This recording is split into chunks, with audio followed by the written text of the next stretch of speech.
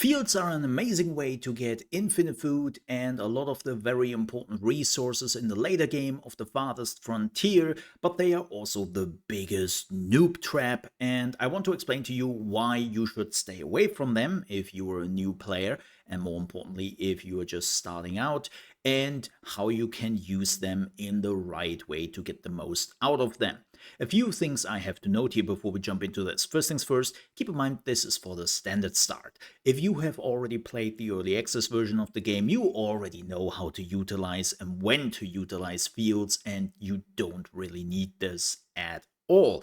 Second of all, this is the 1.0 version of the game I had early access to, so if you are seeing a few things which doesn't make sense for you right now because you are still on the early access branch, the reason for that is this is 1.0.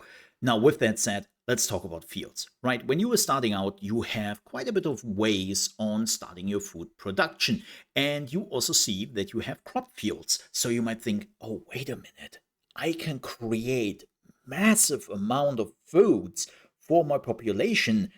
That's amazing. Let's build a few fields, and that will probably be the end of your run because everyone will be dead before the first winter is coming in. Why is that the case? Well, the main reason for that is it takes so long to get the fields up and running.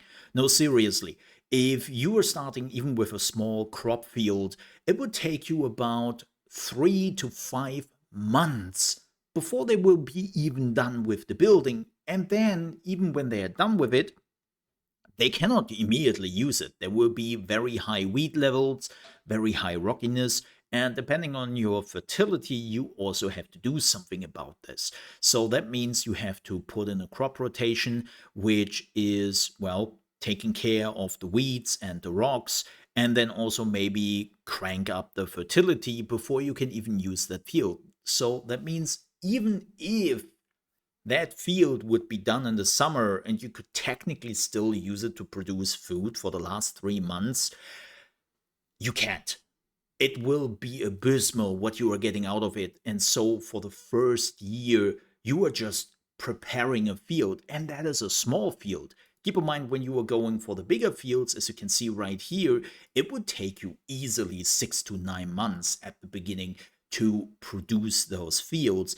And then the next thing is, you can see it already here, you need a lot of workers for fields. No, seriously, the amount of workers you need even for a small field starts at around 3, and you normally want to have 4 at least, because when the busy time starts with the field, you want every single worker there to work their ass off. And well, you don't have that at the beginning. You're starting out with 12 people, and even if you have like 20 or 30 people, that's not enough. I have 100 people right now in this save file, right? And I have not enough people to really take care of the fields. I will actually remove some of the fields and I just leave them around right now to showcase to you what you shouldn't do. But yes, I even have a problem with over 100 people to take care of those fields. And the thing is, you don't need them. Like, what can you get on those fields? Sure, you can get greens, but when you are starting out in a standard area, you have so many greens all years around, berries, and other things which will give you food like fish or meat. You don't need that. You really just need some forager shacks and the other buildings you can build to get your food going. And it would be much easier to maintain. And for the amount of people you have at the beginning, you don't need fields. Like, seriously, leave the fields alone. They're not doing much for you. Now you might ask, okay, so I'm not using fields ever? No, that's not my point.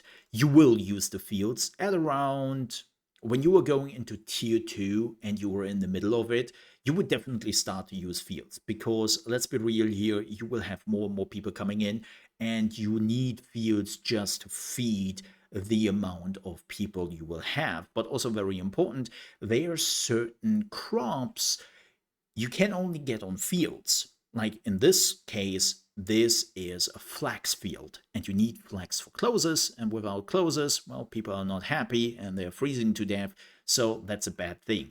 So at some point, you definitely want a flags field, or later down the road, you want to have wheat and also ray fields to get your beer, right? And of course, get your bread. And so for the specialization, those fields are fantastic. Everything beyond that, you have available to you right from the get-go. And you don't really need the fields. They are a nightmare to take care of. Another thing I haven't mentioned yet, which is important, keep in mind that every person who is living in your town are simulated. That means those people have a life.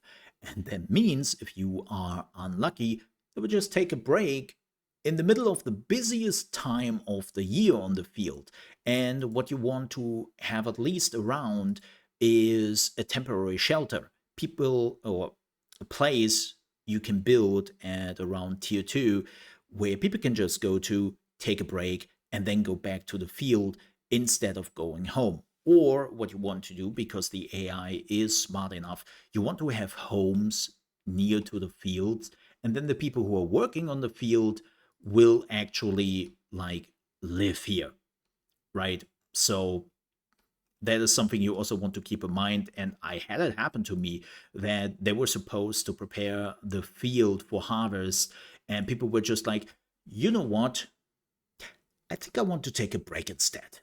So again, fields are very complicated. They take a lot of time before you can actually run them. And I highly recommend as new player to not touch the field, at least till you reach the mid game, and you don't really need them before that because you also don't have the people for it. So leave them alone. They are a noob trap, and it's kind of mean that they make them available to new players immediately. With that said, if you enjoyed this video, please don't forget to leave a like. If you still have a question or want to add something, let me know down below in the comments. And if you're new to the channel, you want to see more Farthest Frontier videos, then you came to the right place. There are already a bunch of them here on the channel. Also a big review of the 1.0 version I had early access to. And also, if you care about strategy games, you definitely came in on the busiest time of the year because we have tons and tons of strategy games coming your way. So you should definitely make sure to subscribe. With that said, thank you so much for watching, and more importantly, please stay safe.